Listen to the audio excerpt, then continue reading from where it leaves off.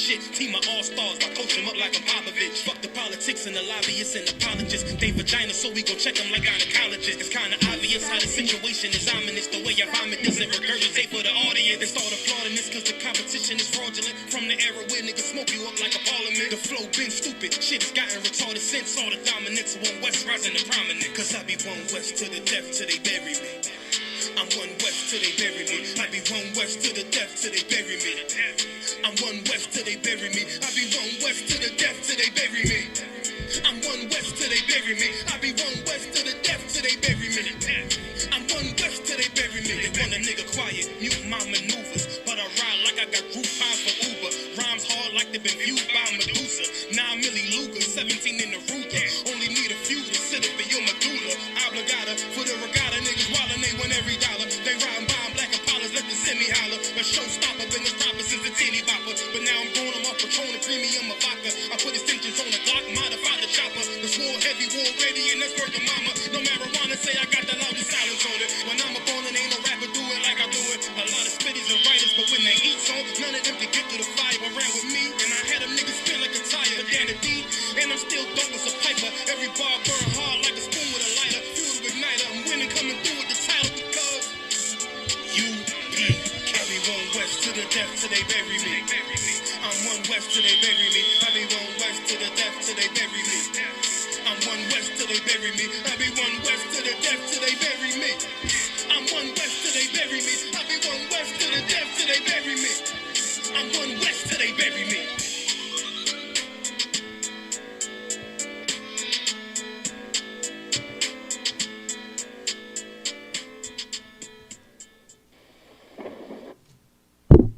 All right, Shalom Israel. We're the ISUPK. Started out of 1 West, 125th Street in Harlem, New York. I had to say it. I felt like saying it today. You understand? This is Sharpen the Sword Radio. You understand? I am the host, Captain DeGargabar, up under Commander General Yohana. And I got my hard hitters in there with me. We got Officer Aban Azar in the building. Get that brother hand. Yeah. Then we got the young man Henry in the building holding it down. Give him a hand. You understand? We holding it down in this bitch. You understand me? We got a couple of articles. You understand that we're gonna go over today. Monday is a holiday. Boy, the Negroes, man, slaves just can't get enough of America and the holidays and the celebrating and all of the rituals and all of the nastiness and all of the wickedness and all of the cowardiceness and all of the, I just keep going on and on and on. The slaves love it all. They cannot wait for tomorrow, which is Martin Luther King Day. The celebration of a man that was a complete traitor to his people. Right. And a total coward. You understand? The man was a coward.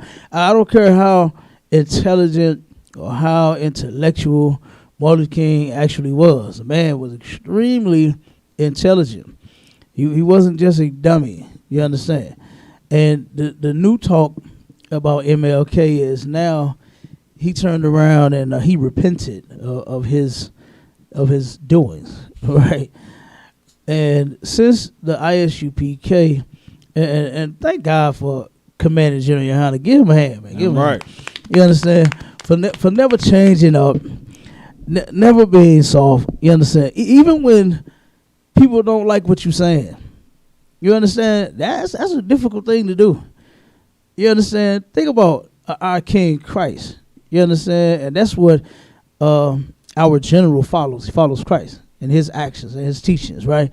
And just think about Christ and how everybody, like nobody wanted to hear what he had to say. Right. You understand? He was lying about everything he was saying. You know, they was accusing him of everything he was saying. They did not want to hear it. They didn't want to keep no laws. Same way they don't want to keep them now. You understand? They didn't want to hear that he was the Son of God. You understand? Same way they don't want to hear it now. You understand? Same way today, and I'm not totally comparing our general to Christ, but just saying these are the same things. We're saying exactly what Christ said. You understand? We're speaking out against people that Christ spoke out against. You understand? And here it is, the general, like I said, he held it down. He's been saying the same thing. You understand? Ever since I've known him. I looked at all the videos before. He'd been saying the same thing since 1969. The same thing has been said in the ISUPK. You understand? By Commander Junior Hanna and by all of us. And upon doing research, everything that the general has been saying has been correct. Damn right. You understand? Especially when it comes to Martin Luther King Jr. Right. You understand? Like, we turn around and so many people say, boy, as soon as we mention how evil of a cat this was, how coward of a cat this was, you understand? How big of a lying pastor he was. You know? Like, we get heat. You understand? So much so to where, hell, the people that hate what we saying, they damn near be want to pull out the heat. You understand? They be want to pull out the heat and start clapping. You understand? Because they love Martin Luther King. You understand? And what this man stood for was not what God stands for. You understand?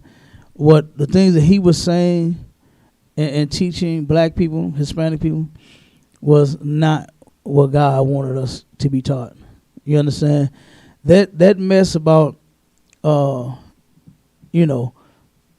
the other cheek. I hate that our people take that literal. You understand? That's where the slaves felt like they deserved to be beat. You know what I'm saying? It's like saying that. You know, master get mad at you and turn around and give you 10 licks and let him give him 10 more. Just give me 10 more. You understand? Turn to him the other part of your back. You know what I'm saying? Come on, man. You know, like, that just don't make no sense. You know, for anyone to teach. Nobody else lives by that. You understand? Go ask the Africans, will they stand there and let you punch them? Right. And see if they'll let you punch them again. Go ask the Arabs. The Arabs ain't gonna let you get too close. They gonna open up their jacket. You gonna see that bomb. You ain't gonna want to punch them at all. You understand? You walk up on the Arab wrong, nigga. What? We all die. I'll blow both of us up. You understand? And they don't care. In the name of their God, they'll do it. You understand? But they ain't gonna sit there and let you punch them. You know, when you go to the Chinese. Hell, the Chinese can't even see with their slanted eyes, and they just as goofy as hell. They can't drive. They don't know how to walk. They don't know how to do much of nothing right. but they ain't finna let you turn around and punch them once and then punch them again. They not finna let you do that. You understand? Nobody lives like that. No, even though those people, they're gods, right? They're all made up. They're all false. They have no power. You understand? They never existed. They're not even real, right?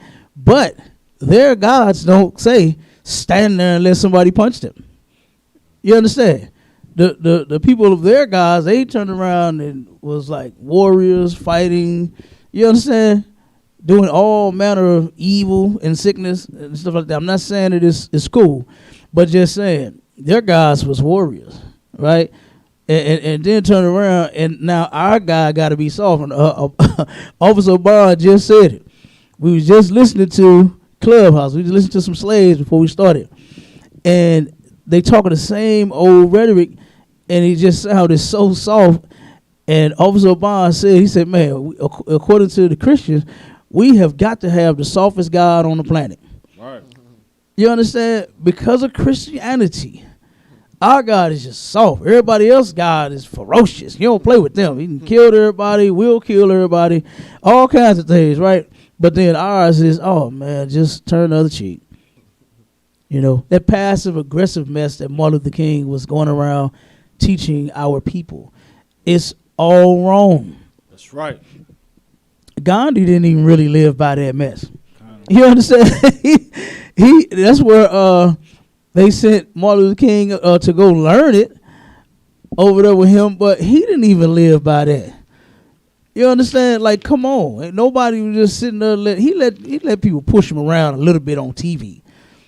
You understand? But Gandhi didn't truly live by that.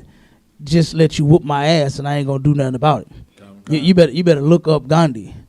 You understand? Look up what how you pronounce his first name? Mahatma. Yeah, Mahatma Gandhi. You look him up and you will find out that he wasn't as soft as the hell as Martin Luther King was. You understand? And so, and matter of fact, Spike Lee showed it on the movie. Okay. That Martin Luther King wasn't as soft as he was teaching everybody else to be. Handed the security a pistol, told him, man, watch my family. by any means necessary. You understand? Protect them. And he said, wait a minute, dude said, gun, what is this for? Man, it's my family in there. You make sure don't nobody hurt them. But then you letting everybody else walk up and down the street and get punched upside the head, rocks thrown at them, sick on them, hosed down by water hoses, spit on, blown up on buses, beat the hell out of down there on bridges in Alabama. You understand? And every damn where else. But here you go give your guards a pistol to protect your family. You see what I'm saying? But so MLK wasn't as damn passive aggressive as he was portraying. Right. You see what I'm saying? And complete hypocrite. If marching and singing was good enough for all of your people, why didn't you have your children or your wife out there in the front line? He got pictures of him holding hands with other women. You understand? And kids and stuff like that, getting the hell knocked out of them, but your family at home safe. You know what I mean? Ridiculous, man. Ridiculous. And then, I mean, how did the black community get better from what he did?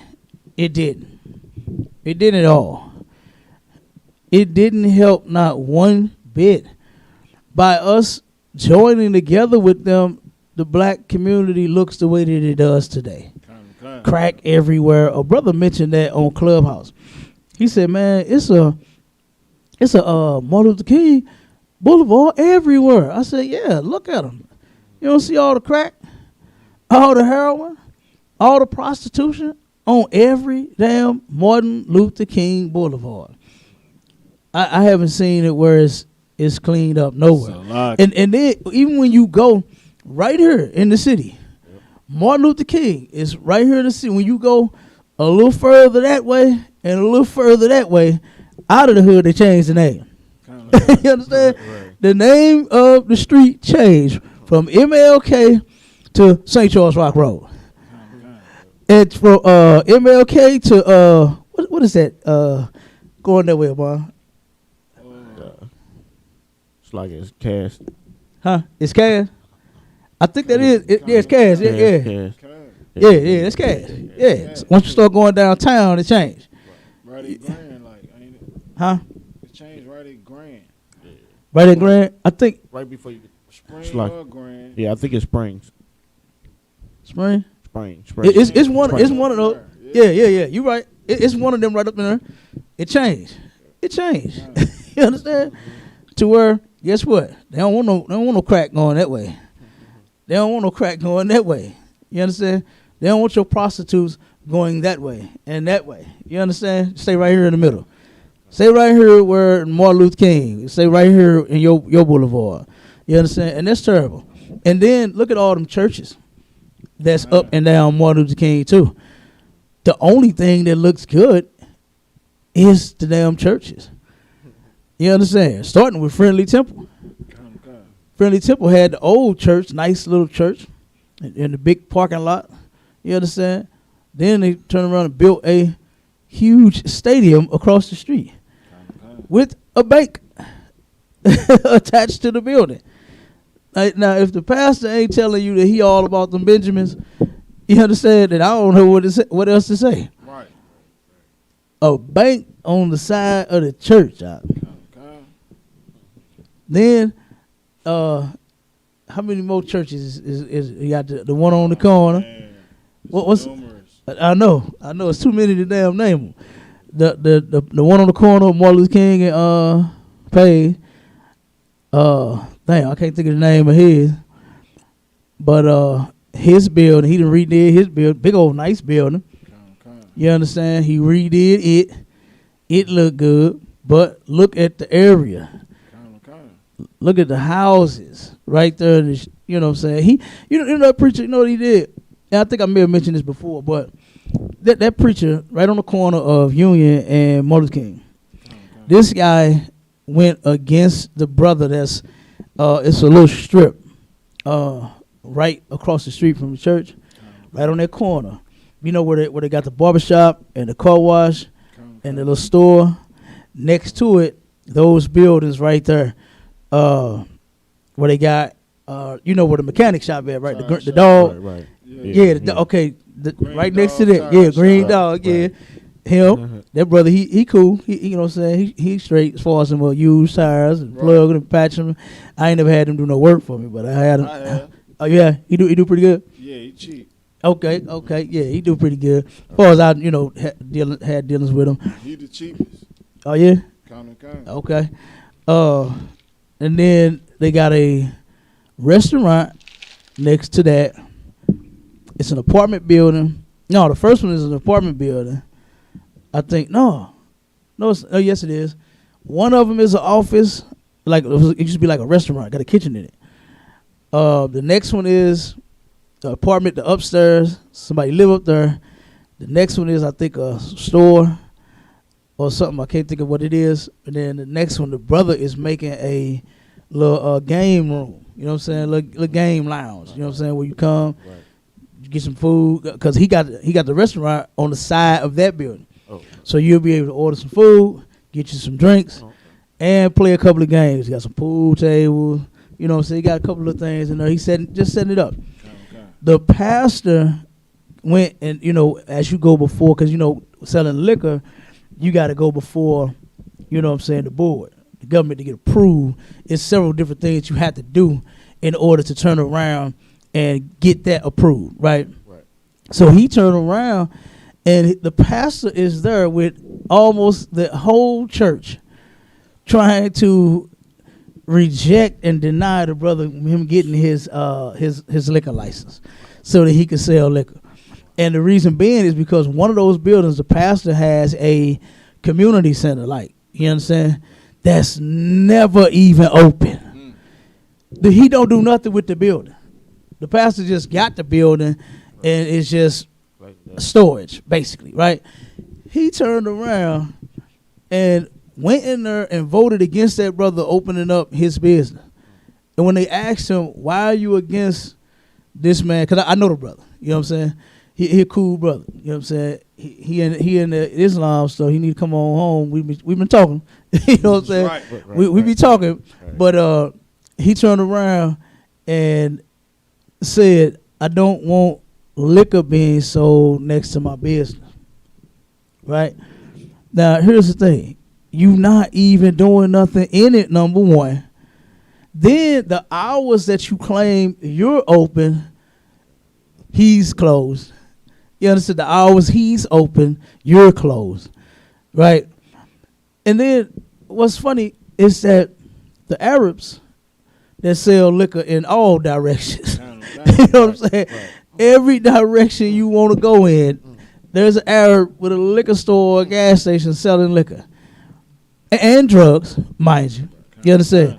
Let's not forget about the BP, where the Arabs sell more weed than a nigga could even imagine. Right. You understand? On Martin Luther King. Right. The other one on Martin Luther King, King's Highway, where they sell more weed than a nigga could even imagine. He ain't said nothing about them. Right. But he want to go against this brother. That's Martin Luther King. That's Martin Luther King Day. You understand? Go ahead, Obama. So on both sides of his church, in a block radius, Arabs selling liquor. Yeah, everywhere. In each direction. In each direction. Ain't that crazy? That's crazy. The liquor store is less than 2 blocks away. Like each direction, each direction. A block in each direction. Liquor store on Union, liquor store on Martin Luther King, liquor store on Union, liquor store on Martin Luther King. Absolutely. In every direction. And now I know he ain't go to them and complain about nobody selling no liquor and doing nothing. But this brother here, you wanna stop him from opening his business. When drinking alcohol is not a sin. You understand? It's not a sin to have a game room where people, I mean, hell, just, adult game night. Like, they love it. You understand? They like it. It's a cool thing. You go, you eat, you drink, you play a couple of games. You do some pool. He got some dart boards in there. He got the skee ball game in there. I think he got the Pac-Man and the what's the other one? Mortal Kombat. You understand? He got a couple of games in there.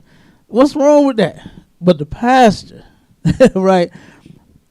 The pastor don't want to see it happen. And they shut it down. They approved the brother anyway. You understand? They told him. They said, nah. They said, who are all these people? You understand? Number one. The lady said, who are all these people? You know? Said, who actually lives in that area? None of them did. You understand? So they said, well, we ain't accepting nothing that you all have to say. They said, the only reason that we will hear you is because you do own a business right there. It said, so we know what your vote is, but guess what? We're not even counting it. You understand? We're not even going to count that. So they approved it, brother. He's supposed to be opening up. But that's Martin Luther King right there, man. That's Martin Luther King. You understand? To turn around and during the time when they were marching and protesting, they left black businesses to go force white ones to feed you. When that made no sense. We had our own businesses. We had our own establishments. We had our own communities, our own everything, our own shops and all of that, man. We could have survived without going to theirs. You understand? And then the people that was on Clubhouse, you know, I be on Clubhouse, you know what I'm saying, all the time now. But they turned around and said that Martin Luther King repented. And I said, well, if he had repented, then some sort of change would have happened. You understand? Like that speech that he even plagiarized, you understand, was written by another pastor before that time. He stole it. You understand? And then made it his own. And then if he repented, he wouldn't have went forward with that little black boys and little black girls holding hands with little white boys and little white girls. He would not have went forward with that then if he actually changed. You understand? If he actually changed his mind, 'cause an excuse they gave him was, well, it was too late. No, it's never too late. You understand? Because the moment that you realized you was wrong, you could have started working on that right then and there. But he didn't. He didn't. He continued to lie to the people. You understand? If y'all pay attention to that March on Washington and that speech that he did, the people was like totally lost for a long time because they were waiting to hear the part where Martin Luther King had said the night previously that they were giving farmers money. And we're going to go get some black farmers some money too. We're going to get in on that money. Right? And they were sitting there waiting. And as he was talking, they was like, damn, you know, like, huh? Okay. All right. So, like, go ahead. Didn't he say something along the line that we're going to get our check? He did mention that. He mentioned that the night before when he was, you know what I'm saying, hitting them with the rah-rah, getting them turned up about the money. Yeah. And in the speech, he did say something about he was coming to get the check or cash check or whatever he did say. He did say something about it, but during that whole speech, it had nothing to do with farmers getting money. Nothing. And I want black farmers to get paid just like white farmers. You understand? He didn't even mention that. If he did, I didn't hear it. Did you hear it? Do y'all remember hearing that? I didn't hear it. You understand? But that's good old Martin Luther King. Yeah. You understand? Good old Martin Luther King did a disservice to black people, man. Like it. Go ahead. In the hood, they call it the 32 fake. The 32 fakers. The first speech, he was talking about going to get the check. Uh-huh. Then the big speech, it wasn't nothing about the check. It wasn't nothing about it. Nothing about it. 32 fakers. You already know. Man. I'm telling you, that's crazy.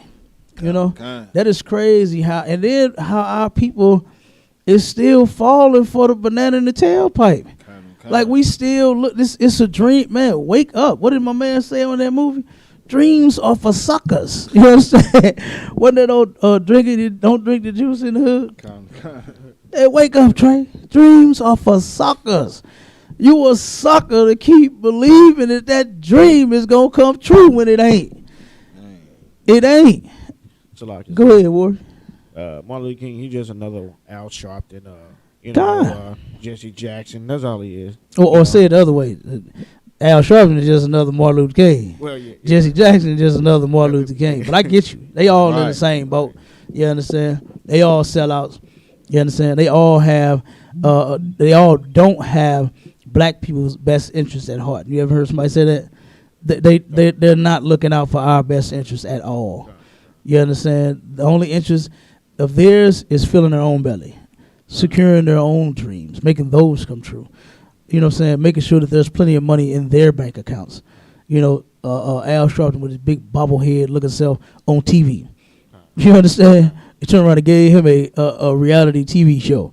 For what? When he's been an agent for the government. I always wondered, every single time, you know, before I got in the truth, and I used to hear when an event would take place and Al Sharpton would appear and he was, no, calm down, y'all, calm down. No, we don't want no ride now. We don't want no. And I was sitting there saying to myself, like, damn, the people are mad because yet again, another family or friend or whatever, you know what I'm saying, or just another black man then got murdered by the police. You understand? Was done unjustly. You understand? Unjustly in this place. And here you are, you come, and I was like, it just didn't make sense to me. I'm like, he always, now I ain't saying that that's the way to, you know, start rioting and burning down things and start, you know, kill Whitey. I'm not saying that.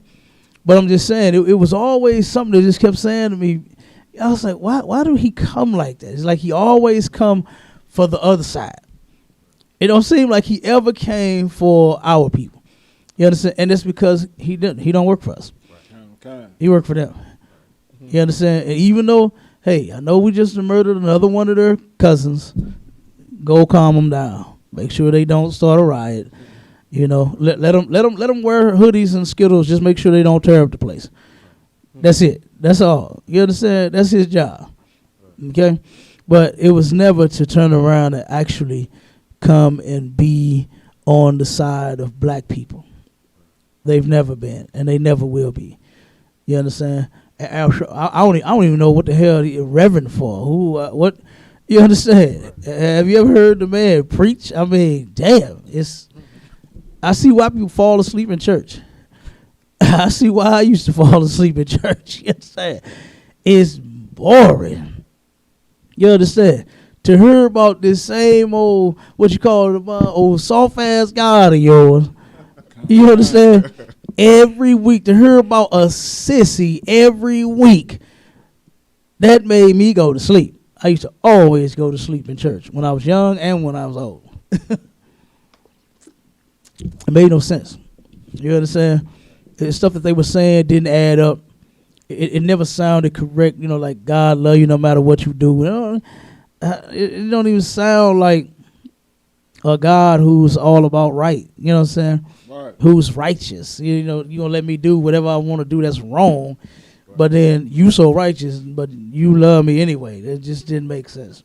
You know what I'm saying? Nothing that they ever said made sense. And like I said, who would say Jesse Jackson, another sellout. You understand? Before Jesse Jackson realized that he wanted to be a white man and run for president, guess what? He was against abortion. Jesse Jackson was against abortion. Made a whole speech about it and said, the reason I'm against it is because before I was born, he said everybody was trying to convince my mother to have an abortion. You know what I mean? And you can look it up. That's what he said. Everybody wanted his mother to abort him. And he was like, she didn't do it. And so he got to realize, I'm like, damn, if she'd have aborted me, I wouldn't be here. My kids wouldn't be here. You understand? So he was against it until he, like I said, he realized he wanted to be white and run for president. You understand? And then it's, oh yeah, abortions everywhere. Abortion, yeah, make it legal. Then he started pushing abortions. Something right there should have let people actually see and think, like, wait a minute, why did he just switch like that? You understand? Like, why is this man changing from one thing to another? Right. And then getting worse. Yeah, worse. Now you want to push the, you know what I'm saying, the murder, the innocent murder of our damn children. You understand? So why are you for that all of a sudden? You know what I mean? So but our people, man, like I said, that goes to show you that we are people that anybody can get over on. You understand? Anybody with any type of idea, narrative, or whatever the hell you want to say, man, you can get over on these people. And they'll support you. They'll support you. You know? And it's terrible. Because we do it all the time, even with Barack Obama. You know? Even with Barack Obama, who's not black, number one. You understand? He's not an Israelite. He claims that his father is Nigerian. So or is he Ethiopian? Which one is his father? Nigerian? Okay, I'll make sure. Slovakia. Was that Kenya? Oh, Kenya. Yeah. Oh, there we go. Okay. Yeah, I knew it didn't sound right when I said Nigerian. I'm like, wait a minute. Yeah, Kenya. And what else? Because he drunk beer and played basketball. You understand? That made him a black man. Slovakia. I was fooled. I was fooled. I ended up voting for him. You who? I was fooled. I ended up voting for him because I didn't know. Man, a lot of our people did. God. You know what I'm saying? A lot of them did. You know? And the things, I actually was looking into some of the stuff that he said. And when he said, now first off, it was the gay thing that got me. That did it for me. You understand? When I saw him and Michelle full-fledged fighting for gays, was like, hey, make it all right. Then what did they say? Don't ask, don't tell. In the military, what else did he say? It was it's like a forbidden love. He said he understood it because nobody wanted his white mother to be with his African father. So he understands like a forbidden love, you know, that people hate. You understand? That's totally different than two dudes kissing and touching and rubbing each other. That's totally different from your white mother and your African father. But and then when they supported that gay teenager that came out the closet, I think he was like 14, 15. He came out and they used his story and sent him gifts and all kinds to rewarding him for being homosexual instead of telling him, "No, you don't need to be gay." You understand? And it was something else that he did. Oh, when he was at a church, I watched it, and he was teaching about homosexuality and how he said, now in the Bible, he said God is against it. He did say that. He said, but if people want to be together, let them be together. Right? He said, so gays, he said, as far as them being married, having certificates, he said, I'm not with that because God is against it. But if they want to have a civil union, then yeah, let them go ahead and have it. I was like, oh my God, you're gay. You understand? The president is gay. I don't see black, I see gay. You understand? That's what I see. And then when he turned around and said that there was no poor people, just middle class and rich, I knew something was wrong with him. You understand? I knew something was wrong with the so-called first black president. You understand? And I knew politics had got all the way to his head. You understand? But it wasn't until I got in the truth that I realized, you know, the dude was not one of us, period. You understand? I knew something was funny with him. You know, he was definitely funny. I was like, nah, something ain't right with this cat. But like I said, but as far as him, I knew something was off about him. But you was going to say something? It's like nice and loud. It's like a little bit after actually I did vote for him at the time. I found out he he had a boyfriend or something, or some stuff like that. I'm like, but they hushed, Did. they hushed it up for a while, He probably did. Ain't no telling. You understand? It's a whole lot that come out about celebrities and politicians, and hell, look what happened with Bill Clinton. You understand? Getting fellatio in the Oval Office. You understand? He was doing some work up in there. You understand? So I mean, I don't doubt it. I wouldn't doubt it. Like I said, with him pushing homosexuality, I would not doubt that there's some man somewhere. You understand? Now, I can't say that for a fact that he is. You understand? Because we would have to have some solid proof. You understand? Before, I would say that yes, the dude is actually a homo. But I mean, look at you pushing homosexuality. You pushing for gays to be gay. So I would, from that, to me, you're a homosexual. You understand? From what you're saying, But like I said, but me actually having the proof of him being a homo, I would never say that, because people say stuff all the time. You understand? And some of the stuff in the news, it be to stir up stuff anyway. You know what I mean? And what do you call it back in my day? The tabloids and the magazines and the what's that one? It's not too big no more. TMZ kind of took over. What's that magazine that used to have all the bogus stories in it? Was it not the Esquire? No, it's not the Esquire. It's something else. God damn, I can't think. It'll come to me. I can't think of what it was, but they would have a lot of bogus stories, like a woman slept with an alien. A man had a baby. What's the name of it? Y'all know that magazine. Y'all know what I'm talking about. I think it was an Esquire. I don't think it was an Esquire. Be right there in the, like, it used to be right there in the. And it would always have. Up front. It would always have the celebrities in it. Yeah. They always had them on there for something.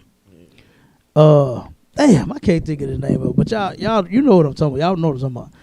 They still got them. They just, people don't really fool with them too much. You know what I'm saying? Nowadays, I have. Inquirer. Huh? The Inquirer. Inquirer. Yeah, I think that's it. Yeah, there you go. Yeah, the Inquirer. Yeah, that's why Esquire. That's why I got tied up with that one. But you're right. I think that's it. The Inquirer. Yeah, it would have a bunch of news on. You know what I'm saying? And a lot of times that stuff was fake. You know what I'm saying?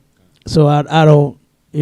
Whatever I see or hear, the only way that I would say, yes, this is this right here, is if we actually have proof of it. You know what I'm saying? Yeah, so, like for instance, Commander Junior Hanna been speaking out against MLK for the longest, right? Letting everybody know that man was a traitor. His actions were, and when I first heard him, they called him Orgy Mike. You understand? And when they kept saying it, they were like, no, this dude used to have orgies with white women. You understand? That's where his true love was at. Before he came into the role as, the civil rights leader, he was with a white woman. And one of his, I don't know if they would call him an advisor or elder or whoever it was in the church that was hired right along with him, he turned around and told Martin Luther King, he said, you been with a white woman, that's not going to look good. You understand? You got to give it to a black woman. You're the black leader. You got a white woman. And that's not a good look. You understand? So they convinced him to get him a black woman. That's how Coretta Scott came about. Not because he fell in love with somebody. You understand? It was more so like what they would say, like a power move. You understand? He did that move for power, right? To where it would look like, oh, he's all about the black family, the black household, the black community, because he has a black wife, right? But secretly, he was getting down with them white girls, because that's where his true love, his true heart was at. You understand? And the white women. And so when Commander Junior Hanna and the ISPK was saying that he was having orgies with white women, that was a fact. That was a fact. And they started bringing out all of the tapings out. What was that? Was that last year or 2 years ago? They brought that out 2 years ago. They started bringing out all the tape. Now you can go hear Martin Luther King and all the white women that he was having orgies with at different hotels. He about to go out and speak and march for civil rights, for black people to stop being oppressed by white people, but then you got white women in your hotel room. You understand? That was a fact. It came out. Now nobody wants to believe it. You understand? All these tapings and recordings and all of this. You understand? Where he found whores going in and out of his hotel room. Now you don't want to believe that. You understand? Because of the so-called image that he had. He didn't have much of an image to me. You understand? Commander Junior Hanna has an image worth following, worth looking at and admiring. It's never changed. It's masculine, number one. That's what the black man, Hispanic man, and Native Indian man need to see, is a masculine effing leader. You understand? Not somebody who's soft. You understand? Where is that getting us? Nowhere. Following these preachers, man, and that soft garbage, where is it getting us? I think that is the least masculine thing for you to march around talking about hands up, don't shoot. You are begging them not to blow your brains out. You understand? Like, come on. And just think about it. Who respects a coward? Nobody. Even in the mind of a criminal, right? I'll say a murderer, to be more specific. A murderer, right? When the victim is begging, please don't kill me. Please don't. That makes them kill you. It's that fear. That's the fear is what's driving them, right? For instance, like when a woman is getting raped by a man, that fear, that woman, oh please don't do. What do you do? Bitch, shut up! Punching him out. You know what I'm saying? He beat her up because she's scared. She's terrified. Now, if that woman fights back, she might save her life. Or she might die, but at least she won't get raped. You understand? She'll stand up for herself. Same with a bully, right? A bully, you turn around, let them take your shoes. Let them take your damn books, your homework. That's driving him to do it again. That's why he keeps coming to you, and he keeps taking your stuff. You understand? That's why he smack you in the back of your head, tell you to do his homework, right? Because you're scared, you're terrified. But the day you stand up to him, even if you lose the fight, what do? He leave you alone after that. There's no more drive. You understand? There's no more fear in you. Fear is gone. So he's in a sense like he's not even excited to attack you now because you're not scared of him. You see what I'm saying? That's just how that go. A murderer, when you sitting there begging someone, please don't kill me, please, I'll do anything. That's what make them blow your brains out faster and very easy because you're begging. You understand?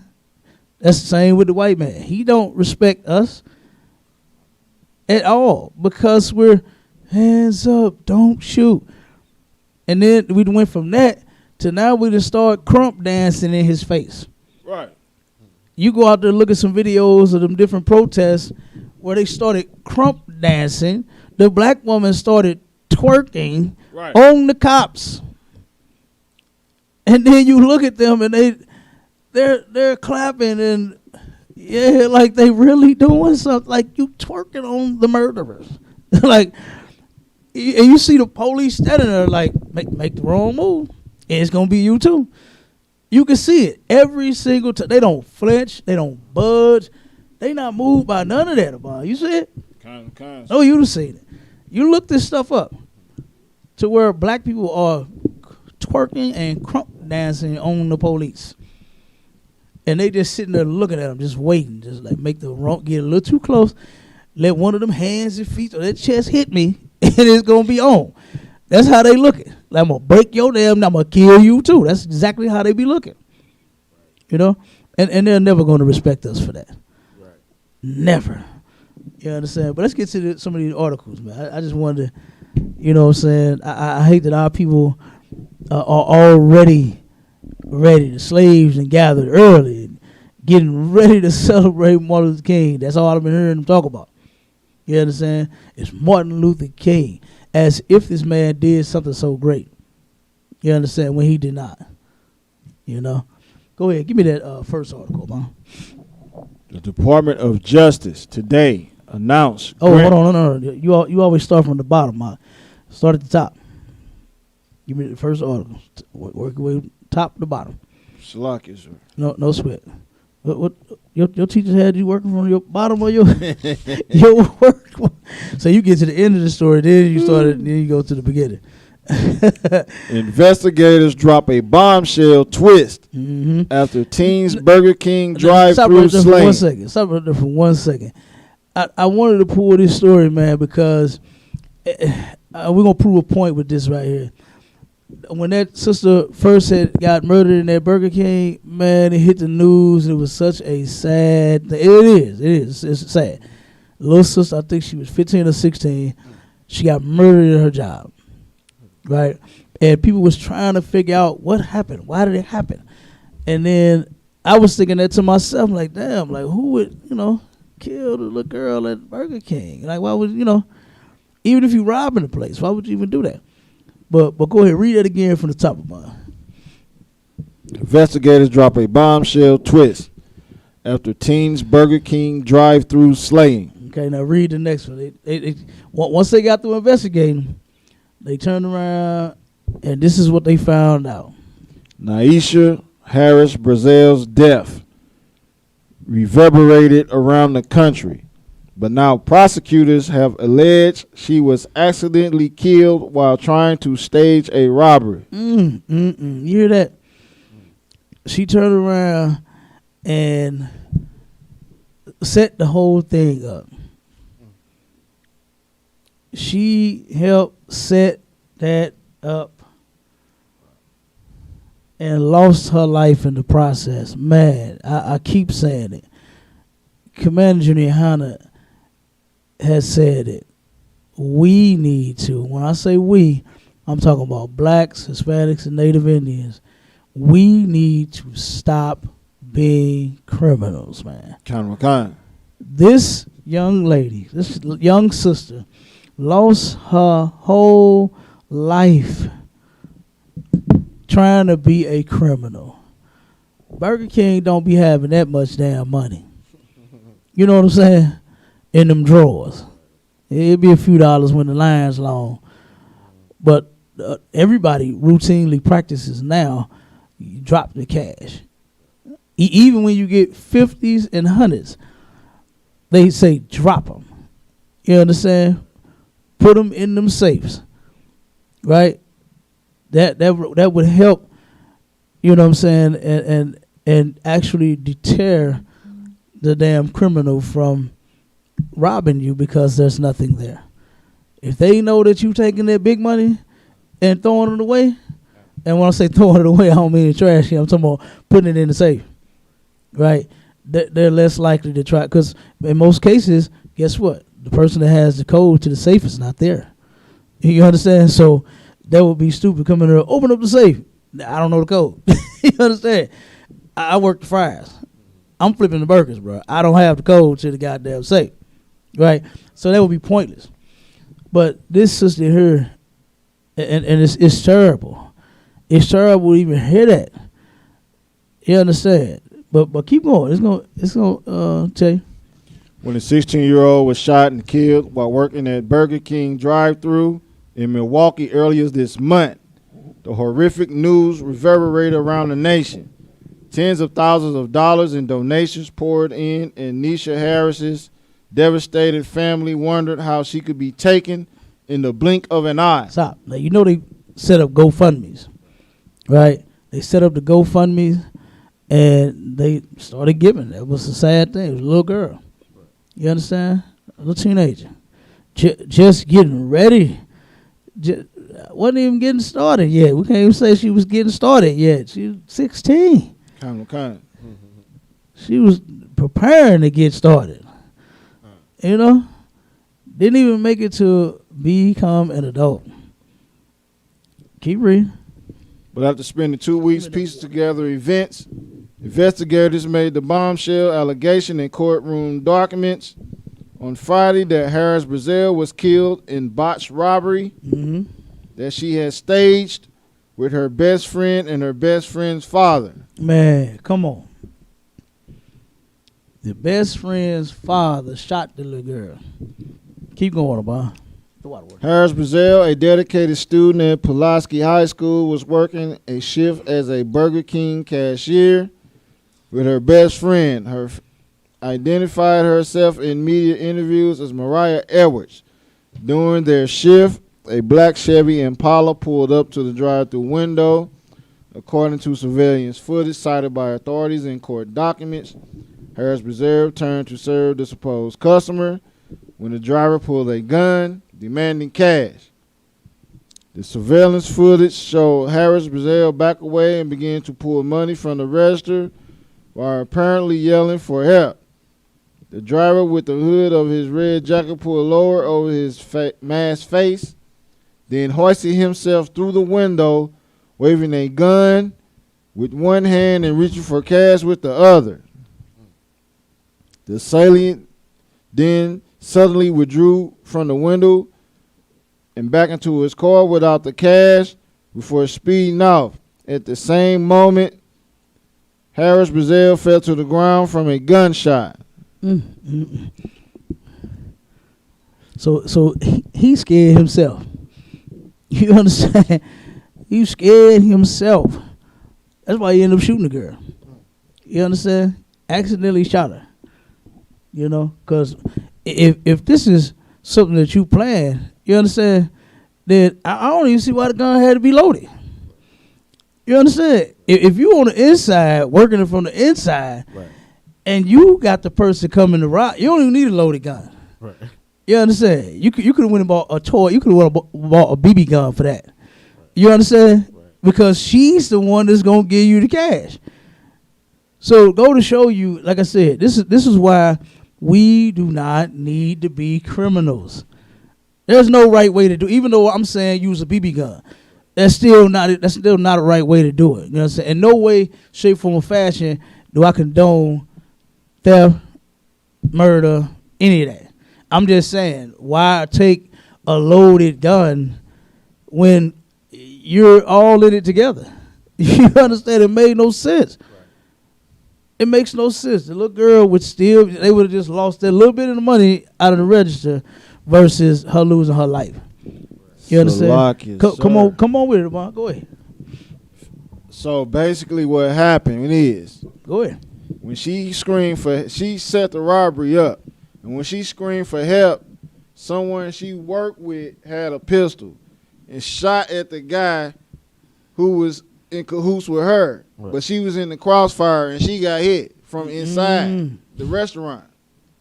The guy, her coworker shot her. Wow. Good night. Wow. Good damn night. Wow. Yeah. So it wasn't the criminal that did it. No, it was the coworker. Coworker trying to save her. Oh, gotcha. Right, because he see a gun in her face. Right. He ended up shooting her. And he shot her. Damn. That's even worse. Kind. Good night, huh? Yeah. You would think that he wouldn't have hit her. Damn. Yeah. That whole story crazy. Yeah, buddy. So now that brother going to jail for shooting her. Good damn night. For trying to save her life. Trying to save her. Good damn night. Wow. In a robbery that she planned. And he about didn't know nothing about it. Was trying to save her. First off, those businesses, they have insurance on that money. Right. You understand? Let that money go. You understand? Burger King, McDonald's, White Castle, Family Dollar, Quick Trip. You understand? You know, they just hit the Quick Trip out there on Woodson a couple times about a year. They just hit them a couple times, the one on Woodson and Midland. You know what I'm saying? They hit them a couple times recently. Let that cash go. You understand? That cash ain't worth your life. You understand? So, damn, that's messed up. The co-worker shot her. Damn. Yeah.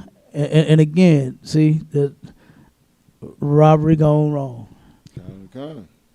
Robbery gone wrong. Hell, a lot of people got pistols now, especially since conceal and carry is legal. You understand? And a lot of folks, they just ain't having it. I know a lot of sisters. A lot of sisters, boy, they eager to pop somebody. I turned around, it was a sister that one of my passengers turned around and she was coming from Dollar Tree.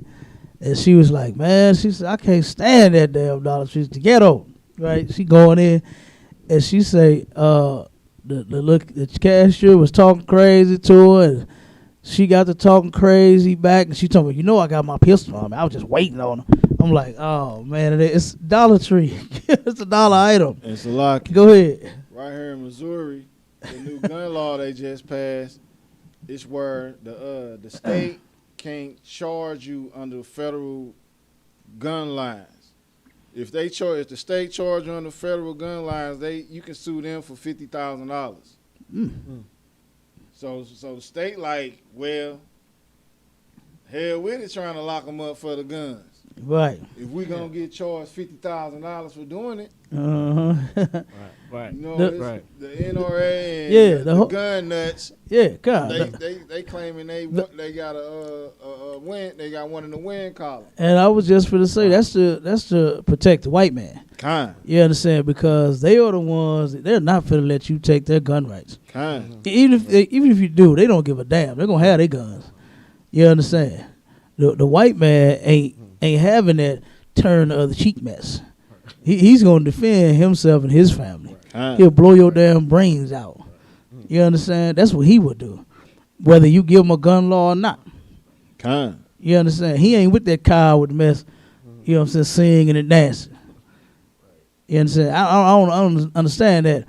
Everybody knows that you turn around and sing and dance and celebrate when you win. Right.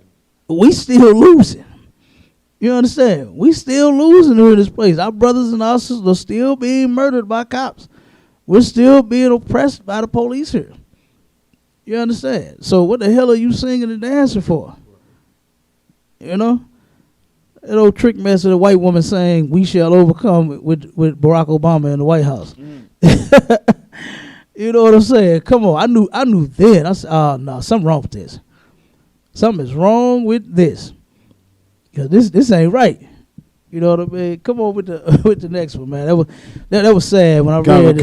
When I read it, I was like, damn, man, I can't believe it. This little sister, you understand, turned around and she is the reason why she's dead. Planning a robbery. Thought it was going. Why would she say anything? It's on camera. You understand? Just the dude put the gun up there and say, give me the money, and you give him the money. You understand? You scream help and got yourself shot. Got help, all right. Damn. Slovakia. Damn, man. That's terrible. That's terrible. Young lady lost her life. Didn't even get started yet. 16. Didn't even get started about. Come on with the next one. A Mississippi middle school offered female students shapewear. Now, go ahead. Telling parents it could help give them a positive body image. Now, this part right here is, you know what I'm saying, what I don't like is what they're trying to push on our girls, you understand, is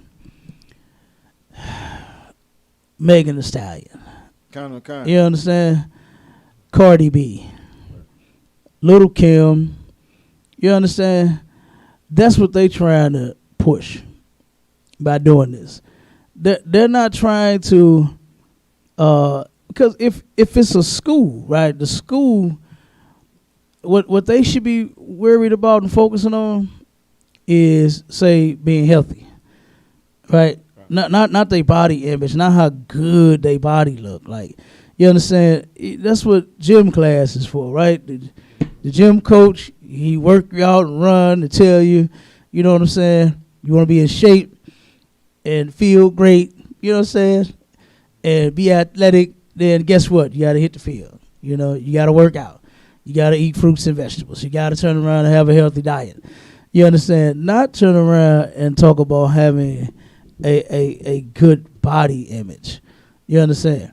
And that's all this thing did. Well, that's what it would have done, but they shut that down real quick because of the outrage. Just read a little bit of it. A middle school. A what school? A middle school. A middle school, man. You understand? It's not like a lot of middle school kids are just so out of damn shape. You understand? They still burning off for some odd reason. I don't understand it. How the kids just burn off their energy? They so playful. You understand?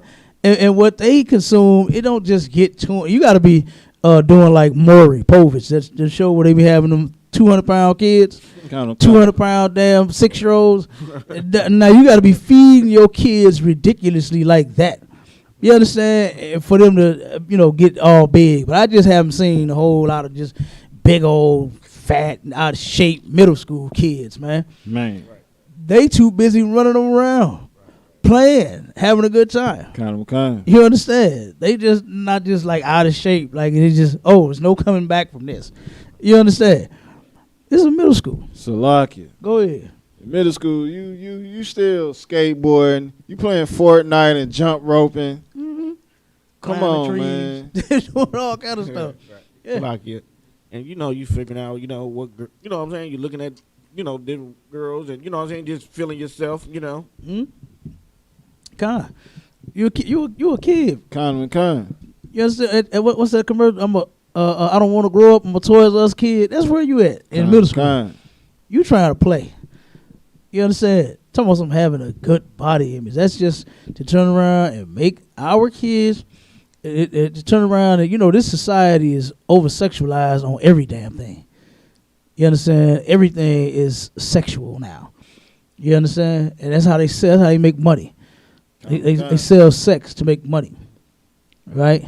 Go ahead, Amon. Read a little more. A middle school in Mississippi offered female students shapewear in an effort to help them with their body image before canceling the program after widespread outrage.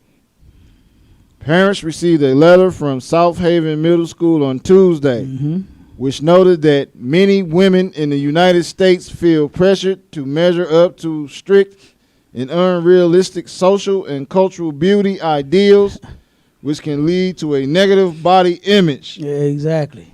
You understand? That thing there is going to turn around. And what our children need to know is just you're beautiful, right?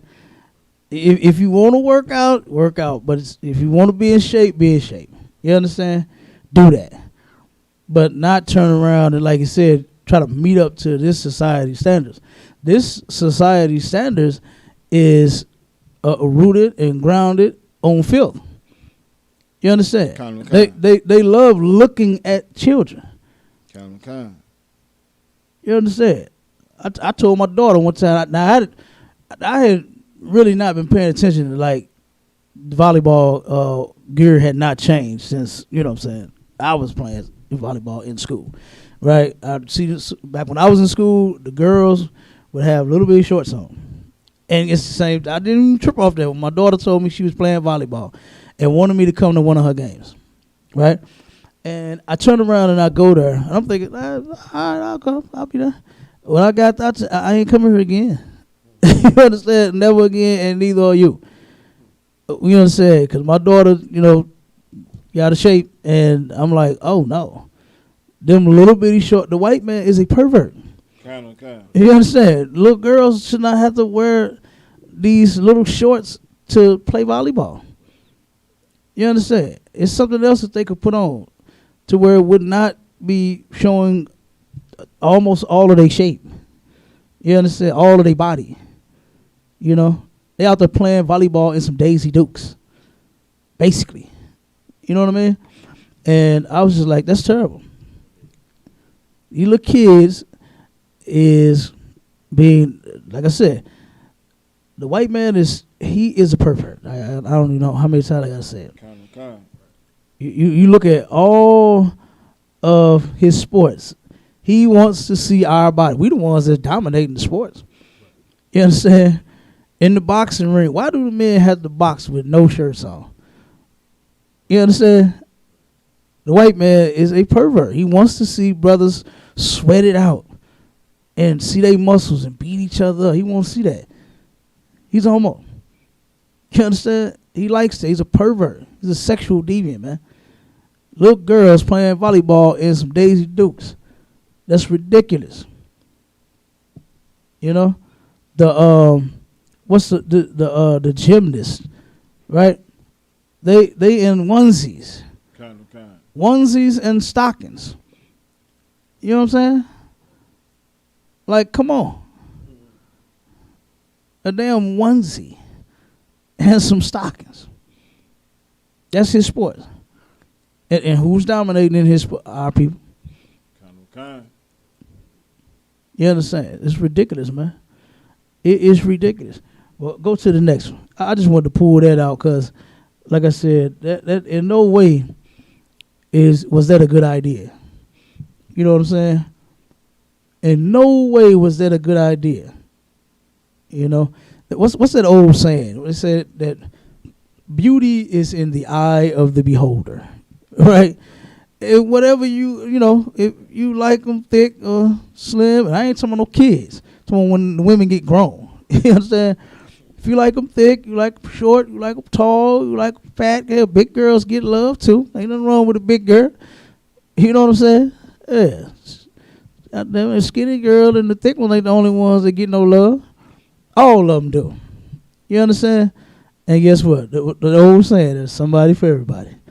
You understand? There's somebody for you. Whatever you like, it's out there.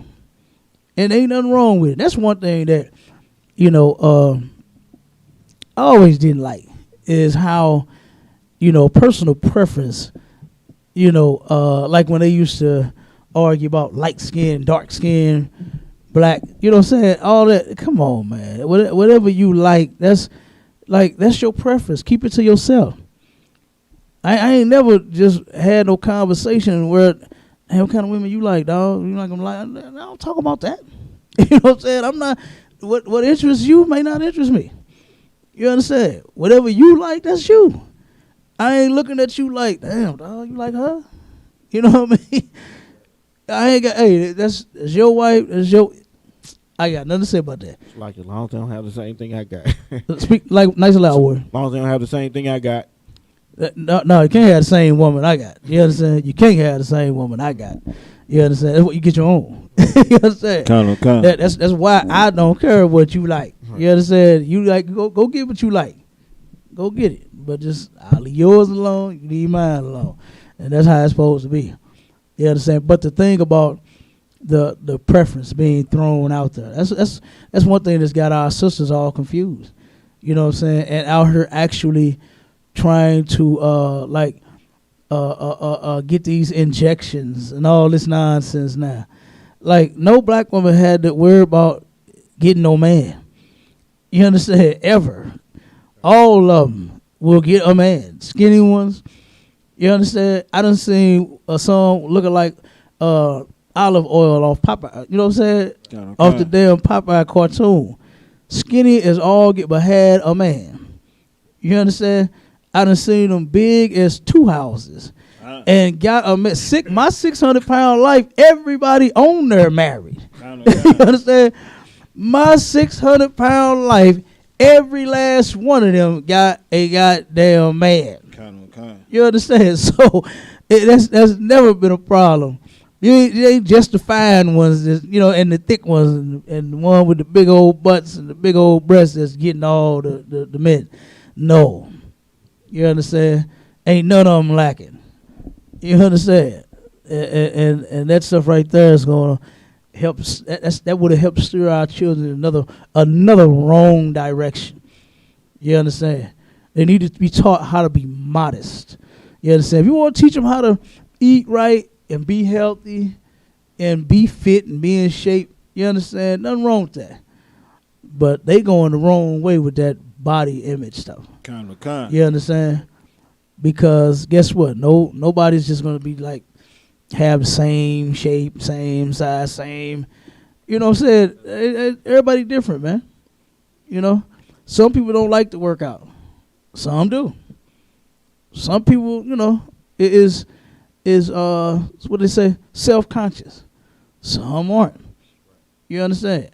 I seen this movie where this white man turned around and snapped on his drivers. He had men working for him, and they had packed his son lunch, and he went in there and looked to see what he had. He said, "Wait a minute, put this in there. Who did this?" He took it and threw it out the window. He said, "High fructose corn syrup." He threw the stuff out the window. It was like, no, he ain't getting none of this. And then, you know what I'm saying, the white man, he was in shape, slim dude, you know what I'm saying? And he was arguing with his wife. And he was like, "Look, my dad gave me like cauliflower and stuff for breakfast, lunch, and dinner." You know what I'm saying? It was something weird, you know what I'm saying? But he was like, nah, he ain't finna get that. You know what I mean? But just saying, some people like that, you know. Some are like, nah, I don't want to have a cheat day, right? No, I'm strictly what I eat every day. You know what I'm saying? It's just some people, they're just different, you know. So like I said, to be in a school and want to teach them how to be healthy, how to be fit, how to, you know what I'm saying, eat right, how to stay away from the McDonald's and the Burger Kings and the, you know what I'm saying, stuff like that, that's cool. But that was way out of pocket. You understand? Teaching them a good body. I mean, that would have went downhill fast. You understand? And those little girls would have been worse off. They're already looking at their mothers be whores, and then the TV and the idols and the rappers and the, you know what I'm saying, the women own the videos be whores, and then guess what? That's all that they've been told their whole little life. That's all they gonna be. And that would have helped them go right to that as well as everything else. You know what I mean? Go ahead, come over to the next one, Bob. Multiple students hospitalized after apparent fentanyl exposure at school. Mm-hmm. A 13-year-old boy is in grave condition in a hospital alongside two other 7th graders following apparent fentanyl exposure at a middle school in Connecticut. Sports and Medical Science Academy in Hartford was locked down while DEA agents, state police, and local officers searched the area after the teenager reportedly collapsed and fell unconscious in a gymnasium.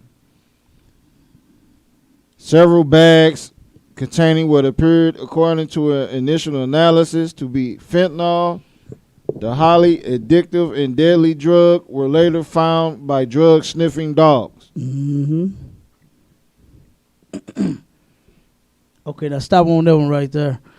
Now you know fentanyl is used for, it's like a pain reliever. You know what I'm saying? It completely numb you. And they, in most cases, they use that for like cancer patients and you know what I'm saying, people that's dying. You know what I'm saying? That's got these different ailments, and they on their way out, and they use those to get them, you know, to help relieve them of their pain, right? So read that next one, Abba.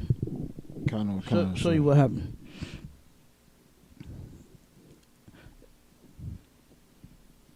Show you what happened. You understand? As a result of the kid. Oh, and we're getting closer to time. The kid getting a hold to the drugs.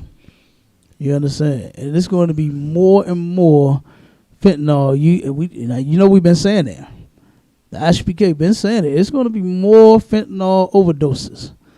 Kind of a kind, sir.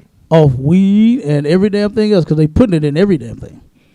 But now the kids is getting a hold to. They've been getting a hold to these drugs, right?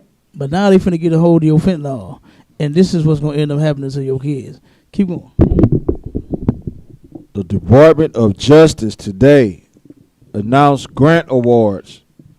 Totally more. The other, it ain't no. It should be one right above it. Kind, sir. Okay, no sweat. Well, you want to read that last one bad, don't you? Man. Let me pull something here. I wanted to piggy off of that. I'm glad you just read that. So let me see something up. It's not pulling up, but I can read the title. Okay, read the title then. 13-year-old dies from fentanyl overdose. Okay, that was the next article. You understand? Is where the young man died from the fentanyl. Now this is now you can go to that last article. Kind. And I'm gonna show you how this is the PowerPoint from my drug lecture that I did in 2019. And I want to show you something about the black community. Hold on one second.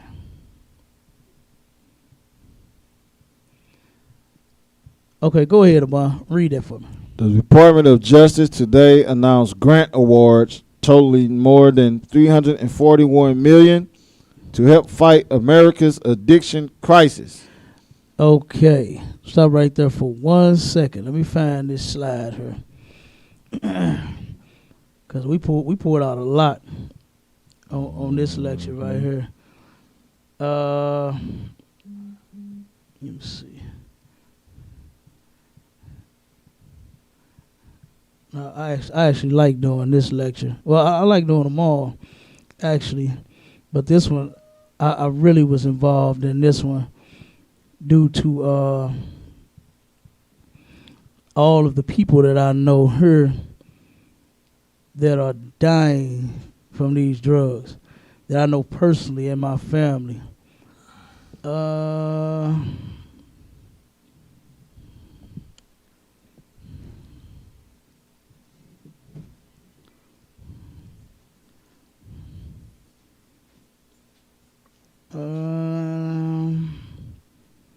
Targeting blacks. Wait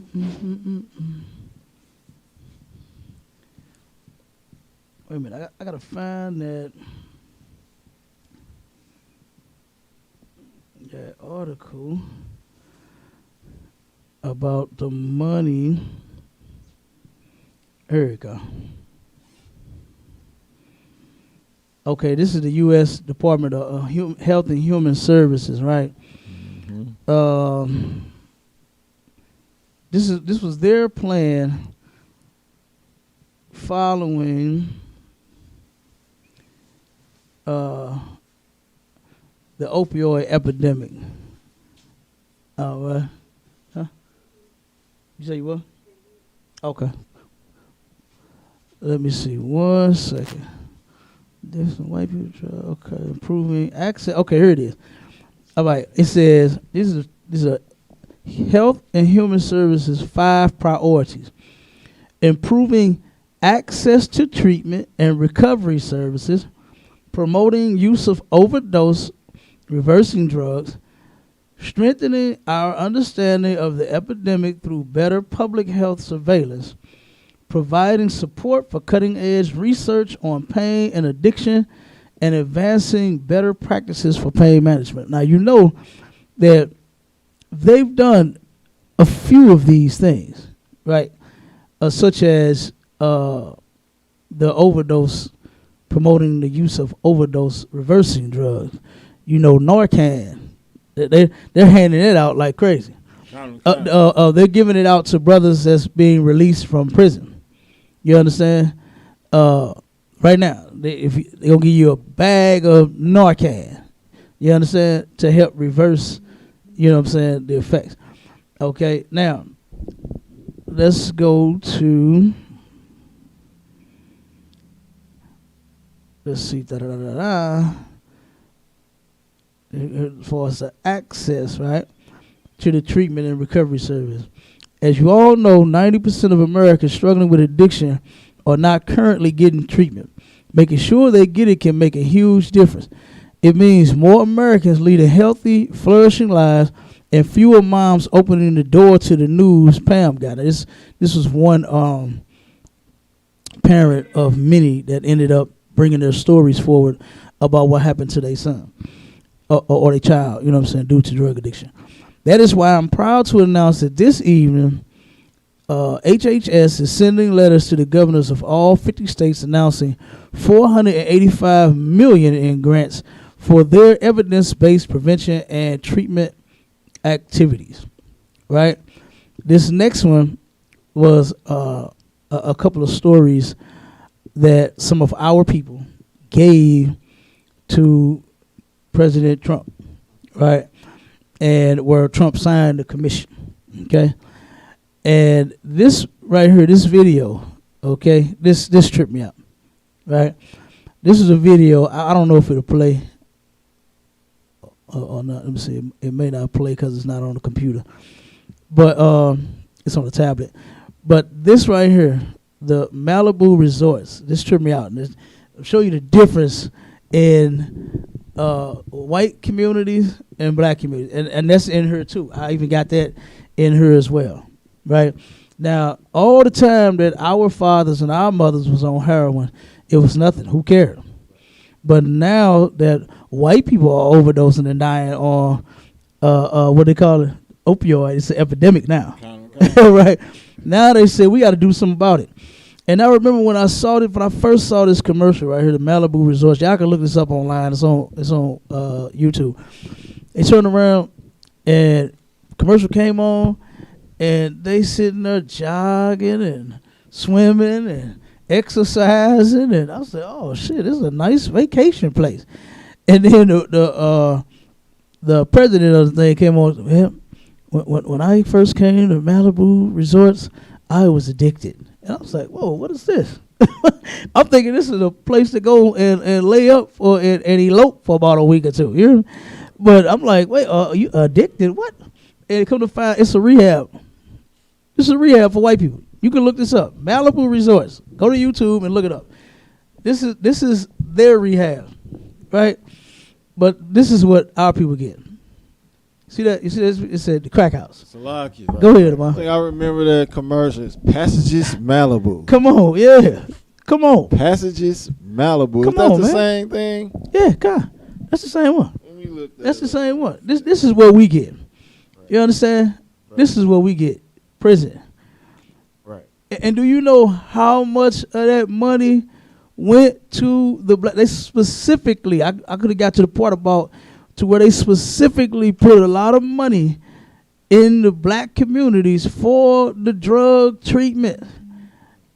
And you know how much money reached the black, Hispanic, Native Indian community? Take a wild guess. It's like a zero. $0 actually went toward our people getting off the drugs. You know what they got to do now? When you call, 'cause we had a sister come here, right? And this sister was on every damn thing. And Commanding General Hunter said, help that sister. Right. She said she wanted help. And we started helping her. Man, we gave her a place to stay, bought her clothes. The sister was, when I ran into her, she was begging for money to get her something to eat. Right. At that moment, I ain't had no cash on me. But I told her, and I kind of knew it was like a, you know what I'm saying, like, oh, he lying. He ain't going to come back. I told her, I said, sis, I was making a run. I said, sis, if you give me like 10 minutes, I said, I promise, I'll come back and I'll either give you some cash, I'll get you some money so you can get something to eat. Because she looked like she was hungry, man. She was, you know, I'm mad. I mean, she like she had been outside for months. Hold on 1 second, Warren. Right. And I turned around and came back, and she was right on Delmar at that culinary store, right? So in the grocery store, I said, okay, I know they cook hot food, stuff like that. I go in there. If I don't get no cash, I could turn around and buy her some food. Right. So I turned around and went back to that store. Didn't see her standing outside.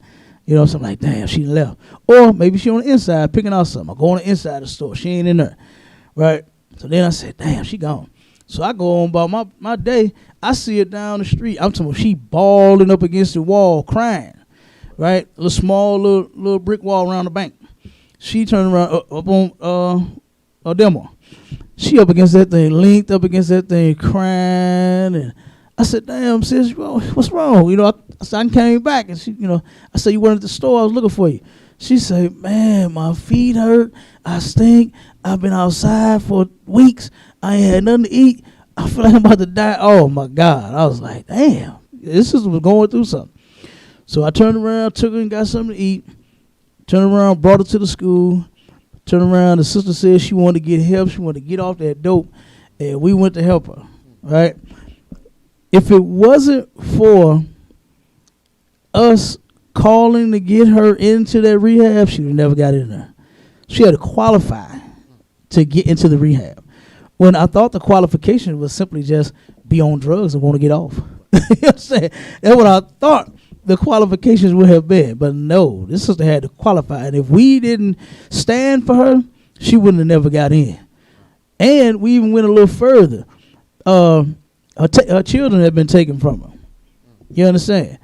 And her attorney, you know what I'm saying, had asked if we could turn around. She found out she was her and all of that. She said, we would like to, you know, for you all to speak. Because she was doing good. The sister was, you could tell she was turning around. Right. You understand? But at Passover, when we left Passover, she was at that rehab. And she turned around and couldn't shake them demons. And ended up checking out the rehab and started getting high again. And she back out there. You understand? She held it down for a little minute.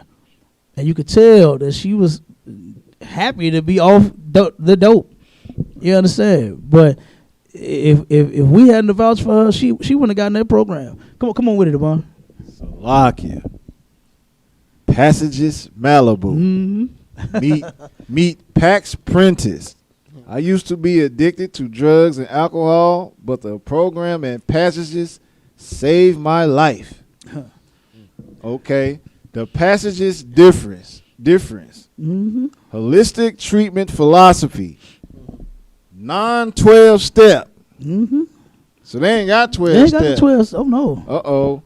60, 80 hours of one-on-one holistic treatment. Highly experienced therapists and physicians, cutting-edge treatment modalities, strong focus on treating the underlying conditions that cause dependency. Your treatment program will be designed specifically to your needs. Top-level detox progress. Slovakia. Top-level detox process.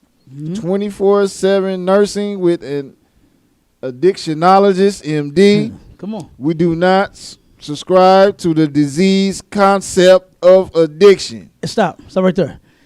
Now, the difference of the programs that we go to, they're constantly being told that you are what? An addict. An addict.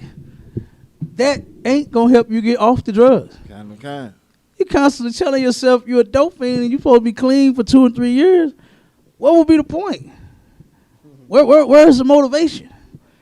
They don't try to motivate us in the programs we get. They don't get 24-hour a damn addictionologist. You understand? To turn around and help you fight your addiction. That sister didn't get that. You understand? In the treatment that she went in. You understand? Because if they did, they wouldn't have let her check out.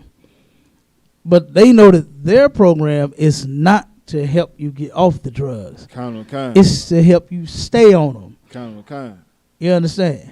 And it just proved the difference between the programs that we have versus the programs they got.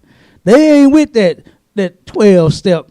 Nah, because they know it ain't going to help get you off the drugs.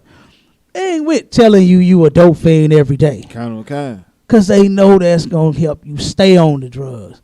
But not passages, not Malibu resorts. Come on with it, boy. We do not use degrading labels like addict or alcoholic to define you. Come on. That's it.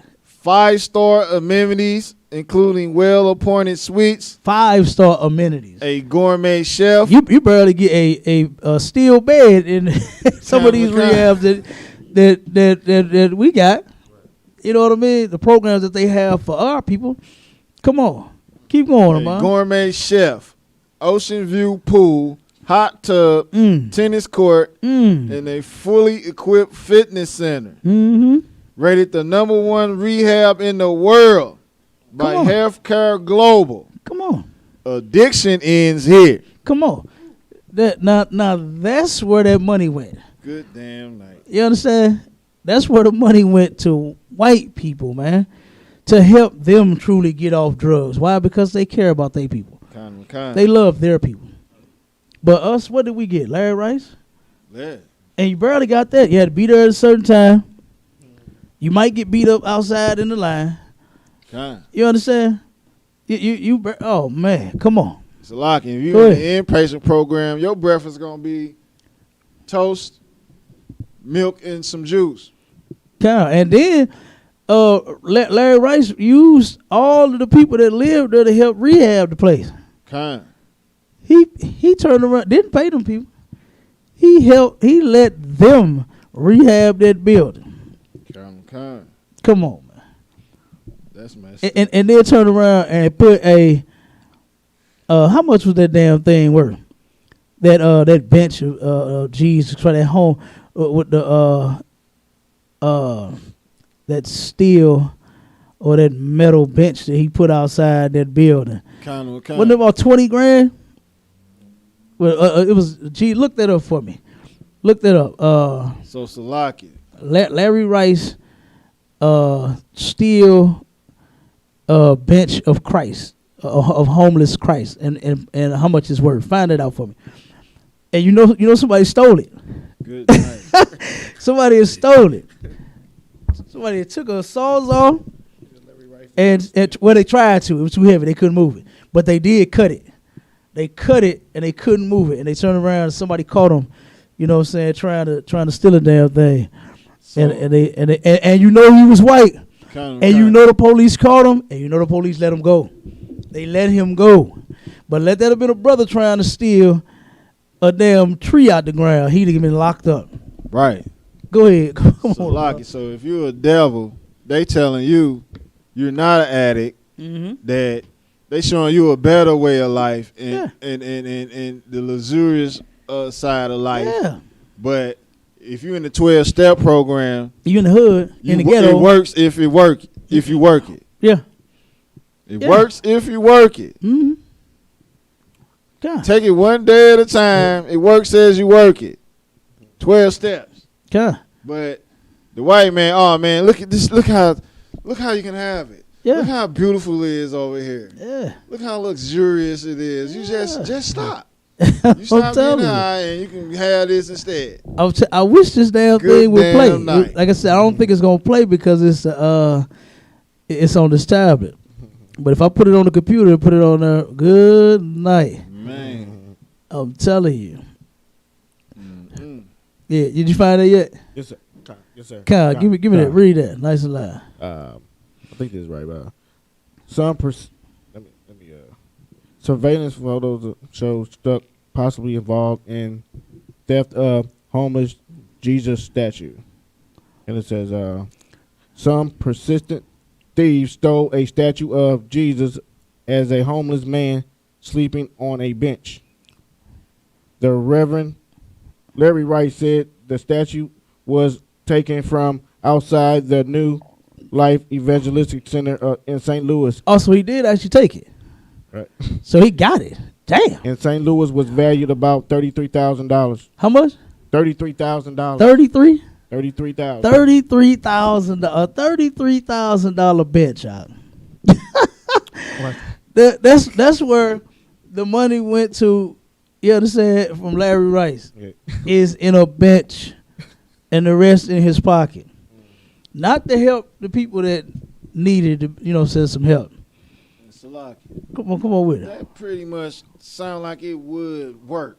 If you take a crackhead from utter poverty and the lowest dregs of society, then take him to luxury beyond belief, that would change your mind.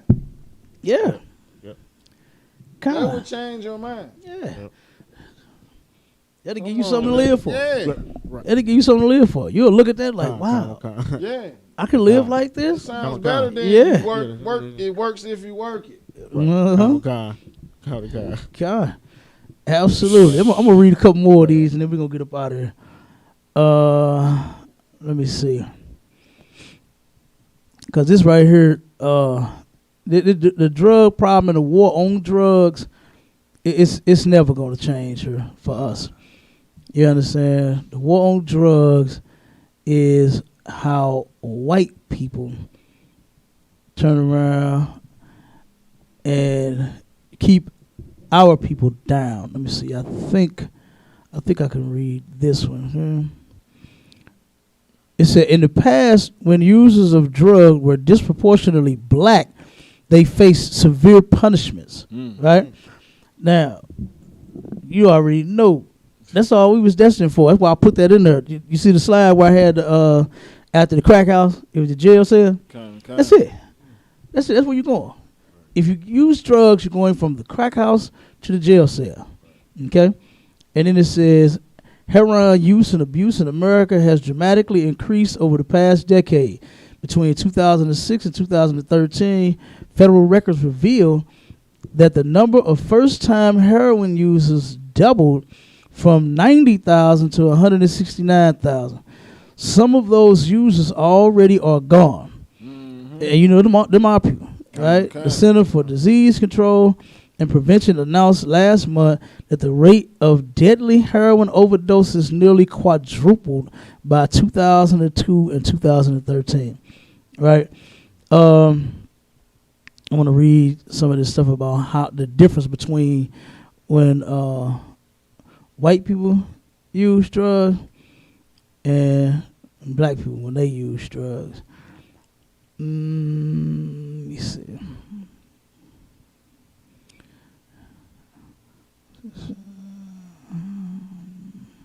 Okay, the response to the rise, and like I said, it's several slides in here on this, but I'm gonna just get to a few key ones.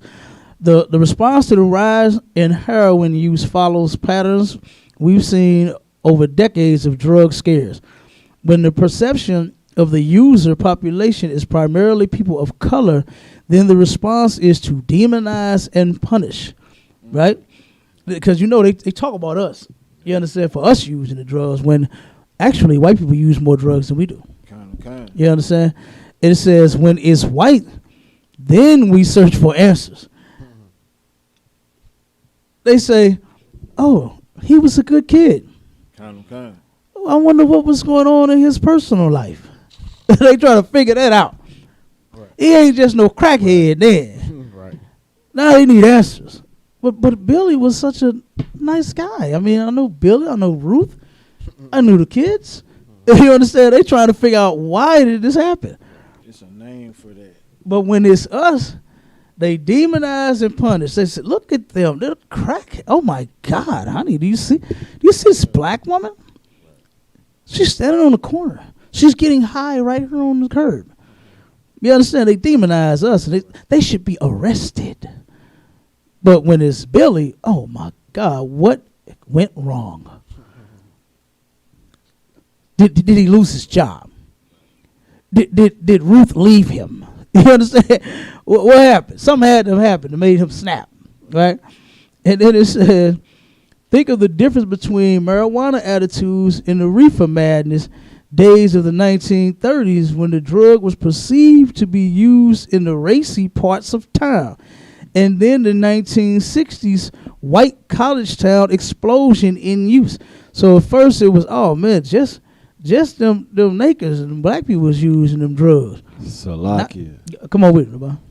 They call that when a black teenager or black man is sentenced to going through a court proceeding, they just they throw the book at them. Mm-hmm. But when the so-called white man or oppressor go through it, they look for the underlying issues. Absolutely. Right. Absolutely.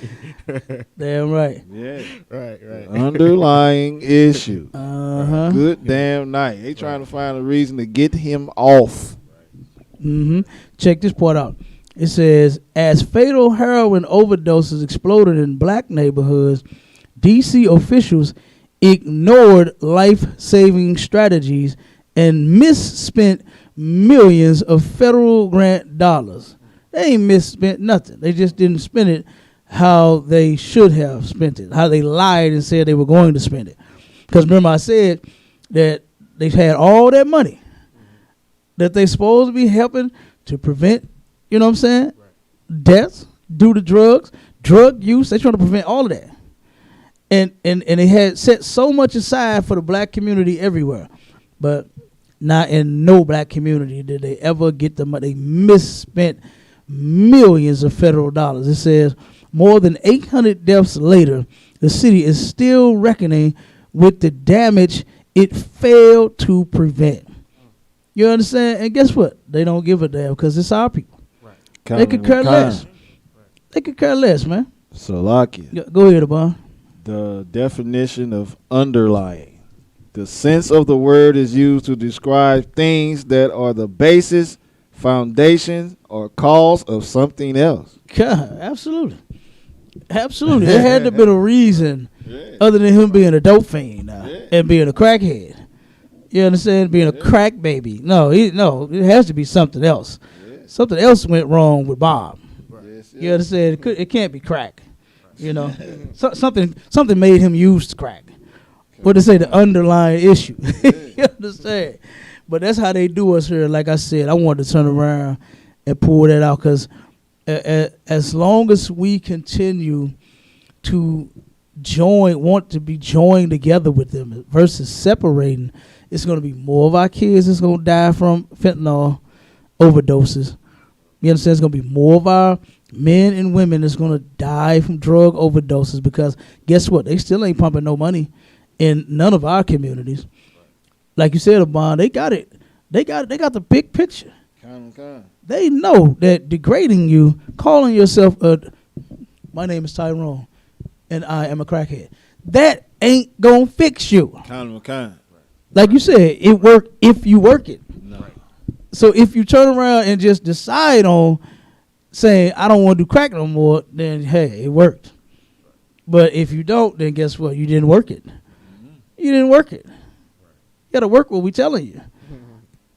And you're telling me that, hey, my name is Keisha, and I am a dope fiend. You got to say that to yourself. But they know that don't work. That's why they don't do it to white people. They don't do it to their people. No oppressor is going to the passages Malibu and going to have to stand up in front of the crowd and say, I am a crackhead. After he's been clean for years. They ain't gonna do that, not here. Not here, you get treated right here because you're one of us. You understand? You're one of us. Why would I do my own people that way? The people that I love and I care about. And that's what we're going to have to look at. The oppressors, they can care less about us. Our oppressors care nothing about us. And we need to see, what you think they care because what, they give you food stamps?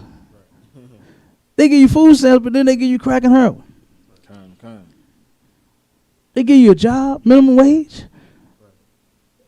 But then turn around and put you on child support. You understand? Let your woman bring you because she mad at you. Instead of working to keep the family together. Like what you claim that you about.